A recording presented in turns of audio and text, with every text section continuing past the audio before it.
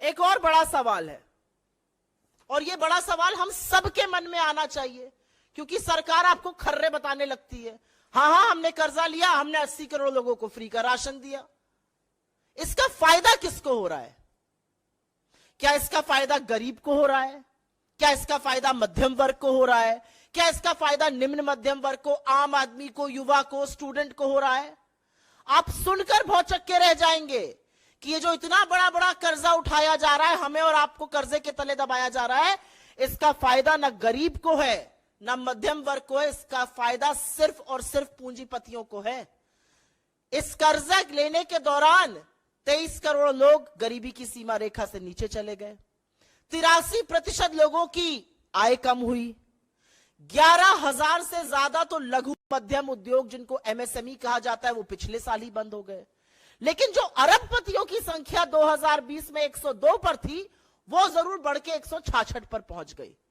तो इसका फायदा भी सिर्फ और सिर्फ धन्ना सेठों को, अमीरों को और मोदी जी के परम प्रिय मित्रों को हो रहा है। अब दूसरा सवाल उठता है, ठीक है उनको फायदा हो रहा है, भाई वो तो part of India growth story है। अगर मोदी जी की सुन लीजिए, हमारा आपका क्या योगदान है? हम कुछ नहीं करते हैं, वो 10% लोग बहुत कुछ करते हैं।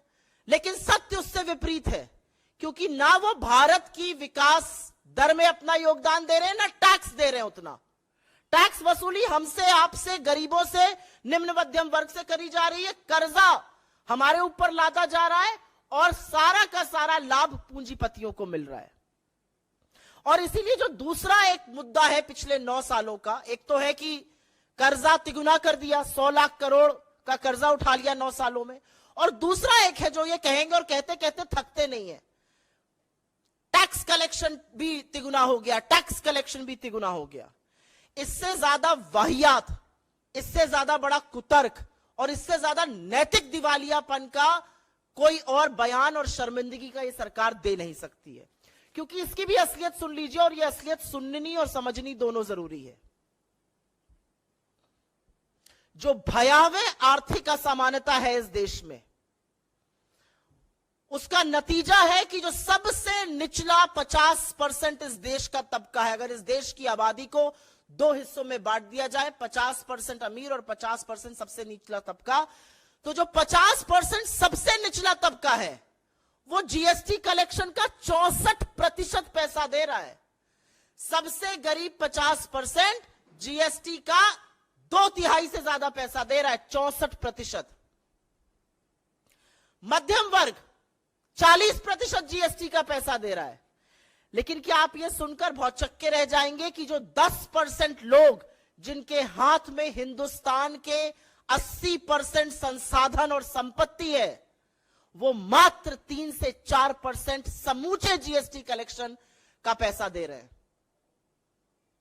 सबसे गरीब 50% इस देश की जनता सारे जीएसटी का 64% दे रही है। उनके पास इस देश की मात्र 3% संपत्ति है। और जिन 10% की इस देश की 80% संपत्ति पर कब्जा करके बैठे हैं, वो मात्र 3% जीएसटी कलेक्शन का दे रहे हैं। क्योंकि एक बात साफ है, और ये पानी की तरह साफ है, कि आटा, दही, दवाई, पढ़ाई, इन सब पर जीएसटी लगाकर जो वसूली सरकार कर रही है, उसका खामियाजा तो गरीब आदमी को भुगतना पड़ रहा है, उसका खामियाजा तो मिडिल क्लास को भुगतना पड़ रहा है। धन्ना सेठ तो सब मस्त है। लेकिन सरकार सब कुछ जानते बूझते हुए भी सिर्फ और सिर्फ छुपाने पर तथ्यों को तुली हुई है। ये सारी चीजें कोई आइसोलेशन में नहीं हो रही हैं। इन सारी चीजों का अर्थव्यवस्था पे प्रभाव पड़ रहा है। हिंदुस्तान की अर्थव्यवस्था का सबसे इंपॉर्टेंट जो पार्ट है, वो कंजम्पशन मतलब उपभोग होता है। हमारा उपभोग जीडीपी का 61.1% था वित्तीय वर्ष 2022 में, वो गिरकर 60% पर आ गया है। अभी हाल ही के जीडीपी डेटा में, जिसको लेकर ये कसीदे पढ़ रहे थे। ये बहुत बड़ा भयावह स्थिति है कि देश के लोग गरीबी के चलते, महंगाई के चलते, टैक्स वसूली के चलते कम कंज्यूम कर रहे हैं, कम उपभोग कर रहे हैं। यह गरीबी का सबसे बड़ा सूचक होता है।